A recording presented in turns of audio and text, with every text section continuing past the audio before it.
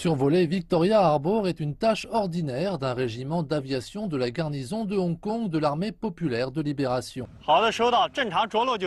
C'est Chen Wenxian, l'un des agents politiques du régiment, qui est chargé de superviser et de distribuer les tâches quotidiennes. Après avoir obtenu son diplôme de l'école militaire, Chen Wenxian a été affecté à la garnison. Il est depuis basé dans la région administrative spéciale. Chen Wenxian se souvient encore très bien de la nuit du 30 juin 1997, lorsque l'armée populaire de libération a mis en place sa base à Hong Kong sous le principe d'un pays, deux systèmes. Le temps était pluvieux et il était bien trop enthousiaste pour s'endormir. Mais dès le lendemain, il découvrait qu'il allait devoir s'habituer à beaucoup de nouvelles choses. Les chansons militaires et les slogans représentent le statut spirituel des soldats. On doit les crier.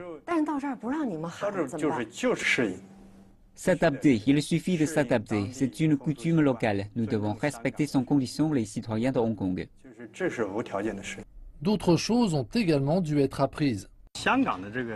L'anglais de l'aviation ici est différent de ce que nous utilisons dans la partie continentale. La prononciation des noms géographiques se situe entre le cantonais et l'anglais. S'ils échouent en anglais, ils ne peuvent pas être affectés ici. L'apprentissage de l'anglais est devenu obligatoire pour eux. Pour Chen Wenxian, l'intégration dans la société hongkongaise et le respect de la culture locale sont aussi importants que la mission de l'APL consistant à défendre la région administrative spéciale.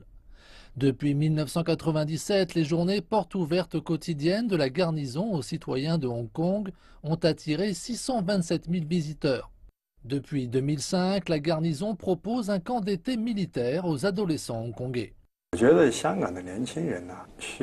pense que les jeunes de Hong Kong doivent faire preuve de davantage de reconnaissance et de fierté pour leur pays et pour les citoyens. Au cours de la dernière année, nous avons essayé de nombreuses idées. La plupart consistent à combiner la culture et à avancer ensemble.